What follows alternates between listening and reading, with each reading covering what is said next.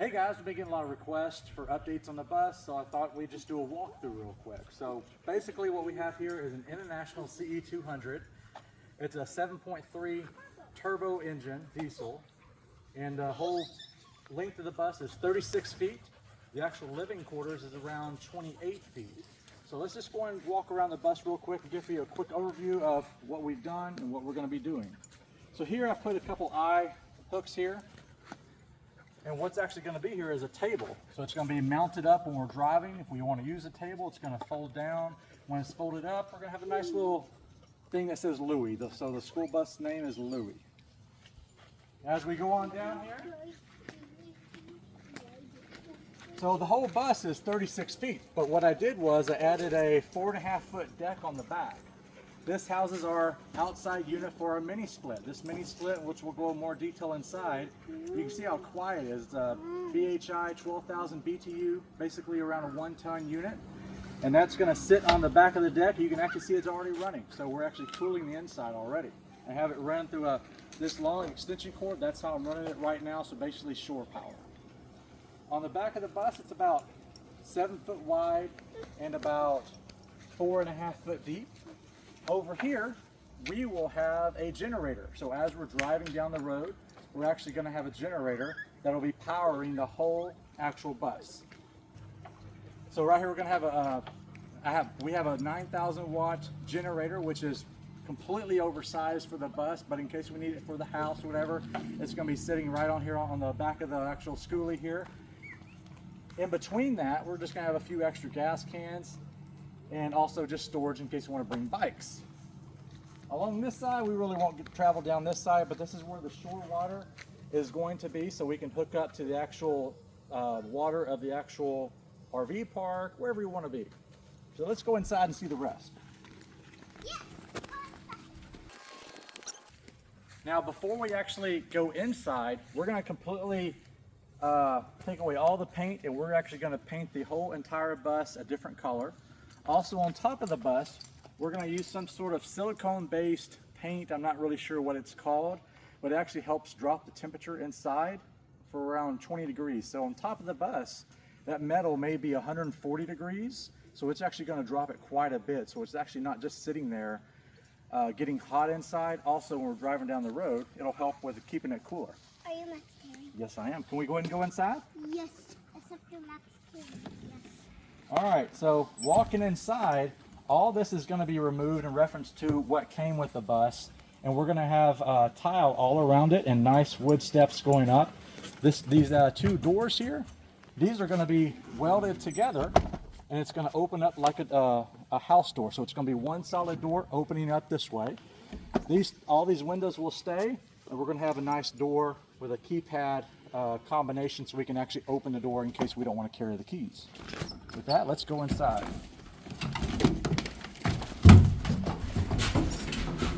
All right, as you look down the bus, we have around 217 square feet of living space. The front of the bus, which is the driver's section, we'll get to that last, but here you have a couple different couches. So the first couch is going to be two different things. You can sit on it, or it actually pulls out and makes a bed. So when it's pushed in, we're going to have cushions here on the bottom and the side. So when you pull it out,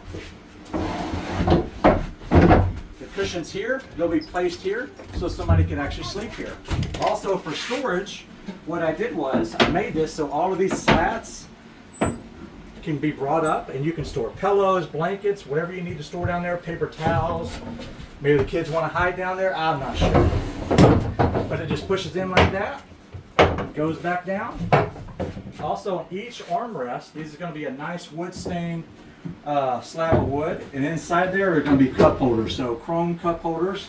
Over here it has another small couch, and it's going to be the exact same as over here, except this is going to be one solid piece that opens up and you have tons of storage under there.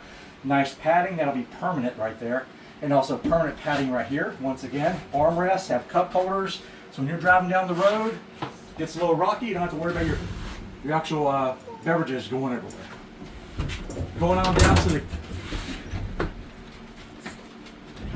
Coming on down to the kitchen area, you'll see we put this countertop in here and also this big sink here. So below the countertop, which we haven't cut out yet, this is actually going to be a propane oven and stovetop. And also you can see we also have a little fridge here. We have a freezer side and a fridge side. It's a nice little thing that fits perfectly under this countertop. Moving on down here, we have the sink, which is a big sink. I wanted a big sink so we can actually wash dishes. Whatever we need to do in the sink, we have plenty of space. Underneath, it's actually going to be cabinet doors that open up for more storage. And of course in here, this is actually going to be for pots and pans. You can see everything in this bus. It's all going to be soft close. Moving on down, you'll see a little booth here. So here we'll have a tabletop. On that tabletop, we'll have also a couple different cup holders. And above that, we're going to have a couple different lights shining down in case we're driving at night and the girls want something to read their book or color. They can flip on those lights and have some light just for their little area. Within these, there's going to be some handles here that open up. And this is, once again, going to be even more storage. So I want as much storage as I can handle. Across the top, a nice wood that you can lift up. There's also going to be storage right here that we can maybe stuff pillows, pans, whatever it may be. And both of these open up. And right here we'll actually have seat belts for the girls as well. So when we're traveling down the road, their car seats or booster seats, those will sit firmly in place on the bus. All right, now you'll also see these lights here. These lights I just have there while I'm actually working on the bus. These are not going to go in the bus. What is actually going to go in the bus is 12-volt LEDs, probably around 30 different lights, expanding the whole entire length of the bus. So when you flip a switch, turn on the lights for that section. So you're not actually having to turn on all the lights, it just turns on the lights you want to have on. Also around here we're going to have shiplap going all the way up the side of this, so it's be a nice little detail to the bus that we're adding. That'll be on this side and this side. Moving on further down, you can see once again, soft close. This is actually going to be our pantry area. So this is going to be nice wood frontage. So we can put a box of cereal, paper towels, 1, 2, 3 drawers, and the bottom drawer down below, that's our trash can. That's where the trash will go. Moving on down, you'll see this is what we have as the electrical closet. And I actually have a light here. So when you actually flip that on, you can work in here. This is strictly going to be electrical. I don't want anything else going in here except for maybe a couple different things that will not cause a problem with electrical in case there's a fire or something like that. Also here, this is a tankless water heater and also ventless, so you don't need a venting out to the outside. So this runs on propane, so it should be enough for us to take showers. It won't be enough for us to live day to day because we're not living day to day in a bus, but it should be enough for us to get a hot shower for each one of us. Since it is tankless, we have an endless supply. As long as we have propane, we should be good. Up here, this is actually going to be all enclosed, nice storage, so we can actually put other items up here. Going on to the other side of the bus, you'll see once again more storage, so we can put our clothes in those. We're going to have shelves right here with a nice frontage, 2 cabinet doors opening up this way. Also the clothes rod right here, so we can hang our shirts, coats, wherever we want to hang up. We can hang them on a hanger. Alright, also you'll see all these wires hanging everywhere. This will actually all be encased in the actual ceiling. So when we actually put this shiplap all the way down, because this is what actually we're using for the roof of the bus on the inside, we're going to have insulation there, and all this wiring will be encased between the roof of the bus and the actual interior roof all the way down. And the paint job, what we're thinking inside is painted all white and have accents of the actual color on the outside of the bus. Little pieces here and there within the bus, such as the cabinetry of the kitchen. Going on back here, we have the bathroom. So here we have the shower. You know, it's good enough for me. I can come in here. I have to bend down just a little bit to take a shower, but not a problem. The girls will fit perfect, so it shouldn't be a problem here.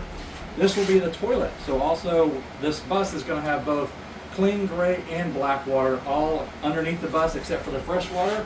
That'll be that tank right there. Coming on down, you'll see the actual mini split. So you saw the outdoor unit. This is the indoor unit. This is actually what's cooling the actual unit inside. And this runs on a 10 to 25 amp, depending on what we're running. So this is both an AC and a heat pump. So we both have cool and heat that we can produce in case we want to travel somewhere in the winter as well. And this is about a 1-ton unit comparable, so 12,000 BTU. It's cooling the bus pretty well. We may get a secondary unit, still up for grabs, I'm not sure, but we'll see once we insulate it how well it cools the area. Also in this area here where you see this blue tape line, that's actually going to be another storage area. It's going to be about 2 drawers tall, about this tall, and it's going to be where we can store stuff and also put our phones for charging and whatnot. So the whole bus is basically ran off 12 volts, but we do have some 120s as well in case Brittany wants to run a hair dryer or whatever it may be. I wanted to make sure that the bus has enough amperage so it's not going to flip a breaker, and it should be perfectly fine. But everything else in this bus is 100% 12 volt. This is a max fan, so this fan can open up automatically, and also if it detects water, such as rain, it will actually close automatically. So it's a little cool little feature, and also in case the electrical is out or whatever it may be, you can actually run it manually as well. Coming on down here, what you can see here, this is actually the bed. Underneath the bed, we have the freshwater tank that have not completed just yet, but we're pretty close.